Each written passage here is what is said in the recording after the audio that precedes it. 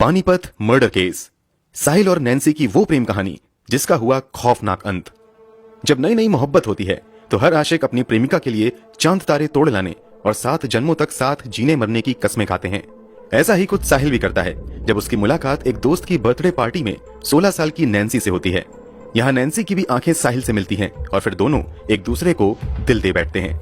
परिवार और समाज की सभी बंदिशों को तोड़ते हुए नैन्सी साहिल की हो जाती है, मगर एक दिन अचानक नैन्सी गायब हो जाती है। 15 दिनों तक नैन्सी का कोई अता पता नहीं चलता है, लेकिन एक दिन एक राज खुलता है।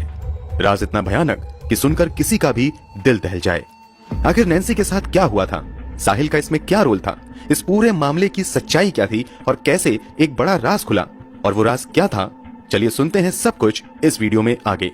लेकिन उससे पहले अगर आपने अब तक इस चैनल को सब्सक्राइब नहीं किया है तो जल्दी से चैनल को सब्सक्राइब कर लीजिए और लेटेस्ट वीडियो की जानकारी के लिए बेल आइकन दबा दीजिए। दोस्तों, इस केस में 2 किरदार बड़े अहम हैं जिनका जिक्र हमने अभी किया, साहिल और नैन्सी। नैन्सी का जन्म दिल्ली के जनकपुर में एक मिडिल क्लास फैमिली में हुआ था। इस परिवार में 3 बेटियां थीं, जिनमें सबसे बड़ी नैन्सी थी।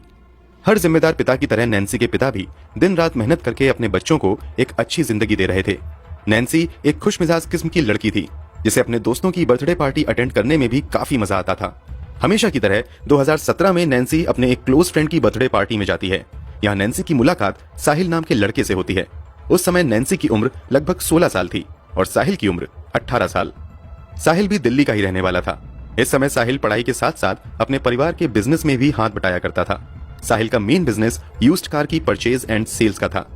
ऑडी तथा BMW जैसी कारों की डीलिंग साहिल किया करता था। साहिल के पास पैसों की कोई कमी नहीं थी। पहली ही मुलाकात में साहिल नैन्सी की खूबसूरती का दीवाना हो जाता है और वो नैन्सी से दोस्ती की पहल करता है। यही दोनों आपस में नंबर एक्सचेंज करते हैं। यहाँ थोड़ी बहुत बातें होने के बाद तो बर्थडे पार्टी तो खत्म हो जाती है, मगर यहाँ से एक नई प्रेम कहानी शुरू होती है, साहिल और नैन्सी की प्रेम कहानी। अब दोनों धीरे धीरे फोन पर बातें करने लगते हैं। रोज रोज की बातों से दोनों एक दूसरे से काफी खुलकर बातें करने लगते हैं और धीरे धीरे इन दोनों की दोस्ती प्यार में बदलने लगती है और दोनों कब एक दूसरे को प्यार करने लग जाते हैं पता भी नहीं चलता है। साहिल नैन्सी के लिए चांद तारे तोड़ लाने और 7 जन्म साथ निभाने जैसे वादे करने लगता है। जब नैन्सी को साहिल के प्यार पर भरोसा हो जाता है और नैन्सी साहिल के प्यार में पागल होने लगती है तो एक दिन साहिल कहता है कि तुम अपने मम्मी पापा से हमारे बारे में बात करो ताकि हम लोग शादी करके साथ रह सकें। इसी के साथ नैन्सी अपने घर पर साहिल के बारे में बताती है और शादी करने और साथ रहने के प्लान के बारे में भी बात करती है। लेकिन उस समय नैन्सी की उम्र लगभग 16 साल रहती है, इसलिए नैन्सी के माता पिता इस रिश्ते को सिरे से खारिज कर देते हैं और नैन्सी को पढ़ाई पर ध्यान लगाने की हिदायत देते हैं। इस पर नैन्सी की अपने माता पिता से काफी बहस भी हो जाती है। फिर भी नैन्सी के माता पिता उसकी बात नहीं मानते हैं। नैन्सी को यह बात बहुत नागवार गुजरती है और वो अपने माता पिता से नाराज हो जाती है। इधर जब साहिल अगले दिन नैन्सी से पूछता है कि जब तुमने अपने घर पर हमारे बारे में बात की तो उन्होंने क्या कहा, तो इस पर नैन्सी रोने लगती है और कहती है कि घर वालों ने तो सख्ती से मना कर दिया है और वो कभी नहीं मानेंगे। अब दोनों को बिछड़ने का गम सताने लगता है, लेकिन इसी बीच दोनों एक प्लान बनाते हैं और एक दिन नैन्सी अपने माता पिता से झगड़ा करने के बाद अपना घर छोड़कर चुपचाप साहिल के पास आ जाती है। क्योंकि उस समय साहिल की उम्र 18 साल थी और कानूनी तौर पर यह भी शादी करने के लायक नहीं था। उधर नैन्सी भी अंडर एज थी, इसलिए ये दोनों कानूनी तौर पर शादी के लिए एलिजिबल होने तक शादी का प्लान पोस्टपोन कर देते हैं। मगर उस उम्र में ये दोनों एक ऐसा कदम उठाते हैं जिसे आज भी सभ्य समाज गिरी नजरों से देखता है। दरअसल जब कम उम्र होने की वजह से इन दोनों की शादी नहीं हो पाती है तो ये दोनों लिव इन में रहने का फैसला करते हैं। अब साहिल घर पर काम और पढ़ाई का बहाना बनाते हुए कुछ समय के लिए घर से दूर रहने की इजाजत मांगता है। घर वाले भी साहिल की बात मान लेते हैं। इस तरह साहिल एक फ्लैट किराए पर लेता है और उधर साहिल के प्यार में पागल नैन्सी भी अपने घर वालों से सारा रिश्ता तोड़कर भागते हुए साहिल के पास रहने आ जाती है। दोनों लिव इन में रहने लगते हैं और जमकर पार्टी करते हैं। चूंकि साहिल के पास पैसों की कमी नहीं थी, इसलिए अब नैन्सी के शौक पहले से कई गुना ज्यादा बढ़ जाते हैं। शॉपिंग के साथ साथ ये लोग नाइट क्लब्स और बड़ी बड़ी पार्टियों में भी जाने लगते हैं। इन लोगों के लिए लॉन्ग ड्राइव पर जाना आम बात हो गई थी। घर से भागने के बाद नैन्सी की बात उसके माता पिता से नहीं होती थी, मगर नैन्सी की 3-4 क्लोज फ्रेंड्स थीं जिनसे अक्सर नैन्सी बातें किया करती थी और उनके साथ सभी बात शेयर किया करती थी। कभी कभी नैन्सी के माता पिता इन्हीं दोस्तों से नैन्सी की खोज खबर ले लिया करते थे। इस तरह कुछ उतार चढ़ाव के बीच समय गुजरते जाता है और 2019 की शुरुआत में नैन्सी कानूनी तौर पर 18 साल की हो जाती है। इधर मार्च महीने में साहिल भी 21 साल का हो जाता है। इस तरह दोनों अपनी मर्जी से कोर्ट मैरिज करने के लिए कानूनी तौर पर एलिजिबल हो जाते हैं। फाइनली लगभग 2 साल लिव इन रिलेशनशिप में रहने के बाद साहिल 2019 के मार्च महीने में नैन्सी के साथ कोर्ट मैरिज कर लेता है। ये दोनों बहुत खुश थे क्योंकि इस दिन का इन दोनों ने लगभग 2 साल तक बेसब्री से इंतजार किया था।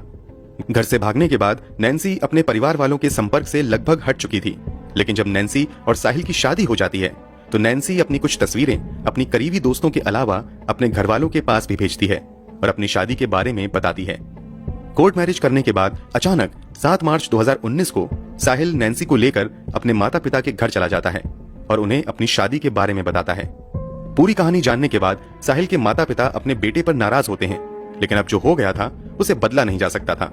इसलिए साहिल के माता पिता बहू को अपनाने का फैसला कर लेते हैं और इन दोनों की शादी को मंजूर कर लेते हैं। चूंकि इन दोनों ने अब तक सिर्फ कोर्ट मैरिज की हुई थी, इसलिए 27 मार्च 2019 को एक बार फिर से साहिल और नैन्सी की शादी पूरे धार्मिक रीति रिवाज के अनुसार की जाती है।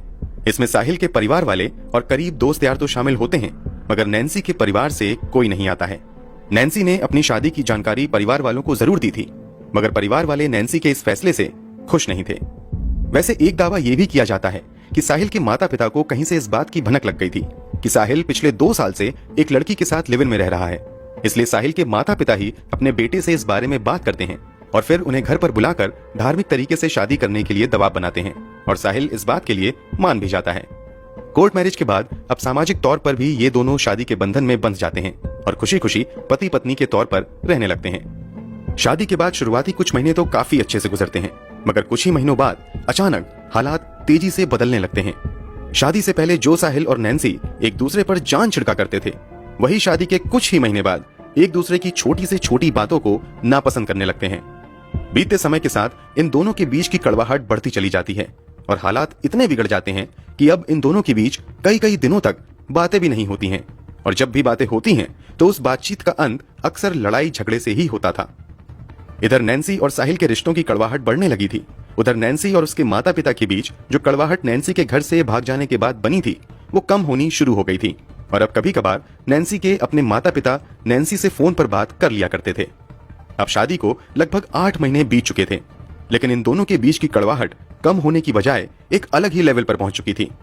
नैन्सी की जो लड़ाई साहिल के साथ होती थी उसके बारे में अक्सर नैन्सी अपने एक करीबी दोस्त के साथ बातें किया करती थी, और नैन्सी लगातार अपने उस दोस्त के कांटेक्ट में बनी हुई थी।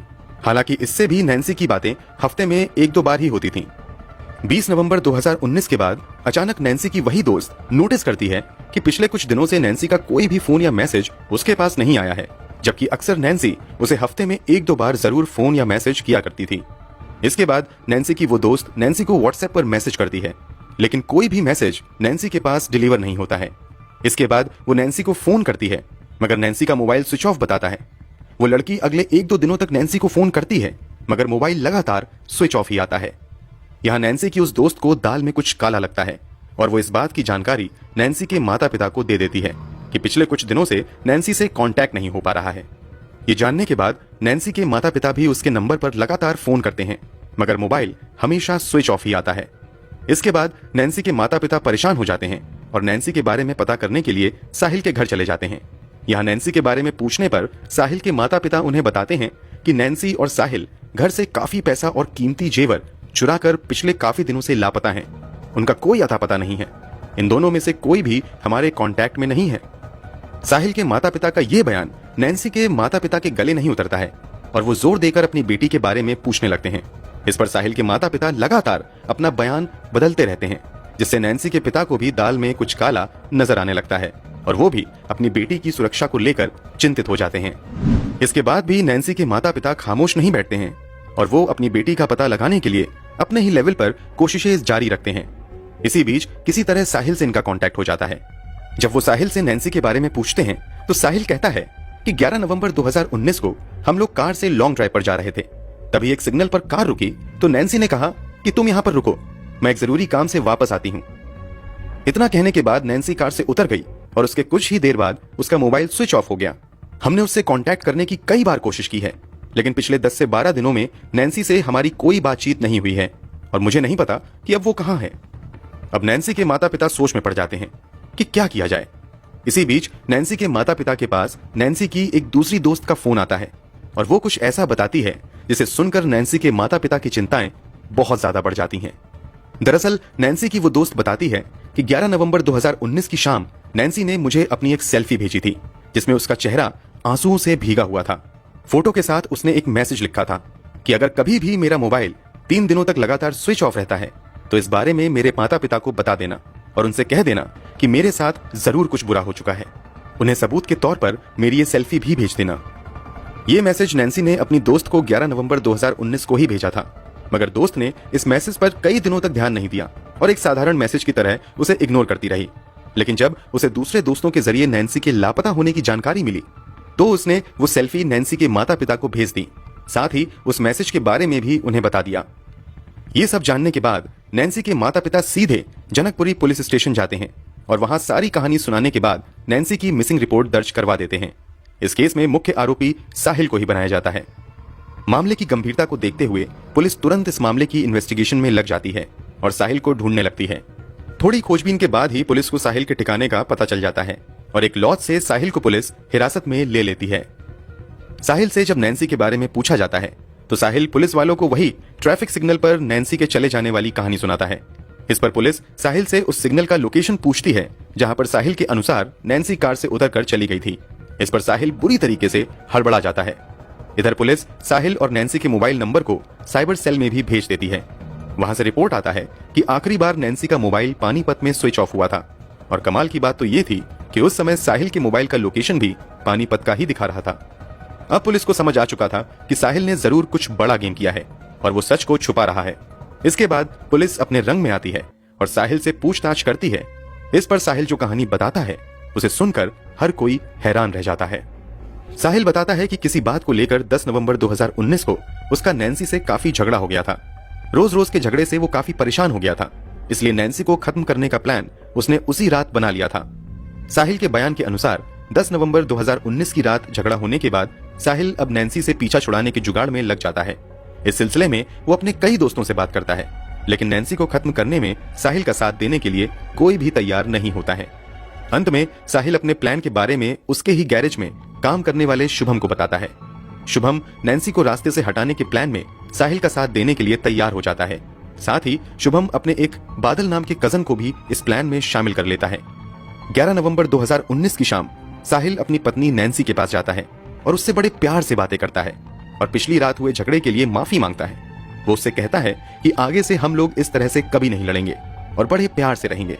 साथ ही वो मूड फ्रेश करने के लिए नैन्सी को लॉन्ग ड्राइव पर चलने का ऑफर देता है। साहिल के प्यार को देखकर नैन्सी का भी दिल बदल जाता है और वो पिछली रात के सभी गिले शिकवे को भुलाकर लॉन्ग ड्राइव पर जाने के लिए तैयार हो जाती है। प्लान के मुताबिक ये लोग शाम के वक्त लगभग 7 बजे अपने घर से पानीपत के लिए निकलते हैं। नैन्सी गाड़ी में बैठते ही शुभम और बादल को पहले से बैठा पाती है। अचानक साहिल नैन्सी को बताता है कि ये लोग भी उनके साथ ड्राइव पर जाएंगे, क्योंकि सब साथ रहेंगे तो ज्यादा एंजॉय करेंगे। इन लोगों को देखकर नैन्सी को थोड़ा गुस्सा आता है, लेकिन साहिल जैसे तैसे उसे मना लेता है और घर छोड़ने से पहले साहिल नैन्सी को उसका पिस्तौल भी साथ लेकर चलने को कहता है। वो पिस्तौल जो कभी नैन्सी के एक दोस्त ने नैन्सी को तोहफे में दी थी। घर से निकलने के बाद ये सभी पश्चिम बिहार के एक शॉप से कुछ बियर और शराब की बोतल खरीदते हैं और मौज मस्ती करते हुए पानीपत के रास्ते पर बढ़ते हुए चले जाते हैं।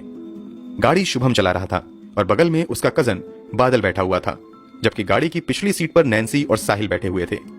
चलती गाड़ी में ही साहिल चुपके से नैन्सी के बैग से पिस्तौल निकाल लेता है।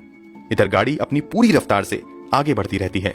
अचानक जब गाड़ी पानीपत के मशहूर पेप्सी ब्रिज पर पहुंचती है तो यहाँ पर ड्राइवर शुभम गाड़ी को एक कच्ची सड़क की तरफ मोड़ लेता है जो एक सुनसान इलाके की तरफ जाती थी। जब इस पर नैन्सी टोकती है तो वो सभी कहते हैं कि हम लोग बस मजे करने के लिए एक नई जगह पर जा रहे हैं। इसी बीच एक सुनसान जगह पर शुभम फ्रेश होने का बहाना करते हुए गाड़ी रोक देता है और वो गाड़ी से बाहर निकल जाता है। इसी बीच साहिल भी किसी बहाने से बाहर निकल आता है। बातों ही बातों में वो नैन्सी को भी कार से बाहर बुलाता है और कुछ बातें करने लगता है। बातों ही बातों में साहिल नैन्सी के ठीक पीछे आ जाता है और अचानक से नैन्सी के बैग से चुराया हुआ पिस्तौल नैन्सी के सिर में सटाकर दनादन तो गोलियां दाग देता है। नैन्सी एक पल में ही ढेर होकर जमीन पर गिर पड़ती है। उसे आह करने तक का मौका नहीं मिल पाता है। नैन्सी को मारने के बाद बादल तुरंत अपने साथियों के साथ मिलकर नैन्सी की लाश को झाड़ियों के पीछे एक सुनसान इलाके में ले जाता है। फिर उसके शरीर को जलाने की भी कोशिश करता है। नैन्सी की लाश पूरी तरीके से नहीं जल पाती है। फिर भी ये लोग लाश को एक बेहद ही सुनसान इलाके में फेंक कर वापस चले आते हैं। इधर शुभम कार को लेकर मुजफ्फरनगर जाता है और वहां उस कार को नष्ट करने की कोशिश करता है और फिर वो वापस दिल्ली आ जाता है और उसका भाई बादल करनाल चला जाता है।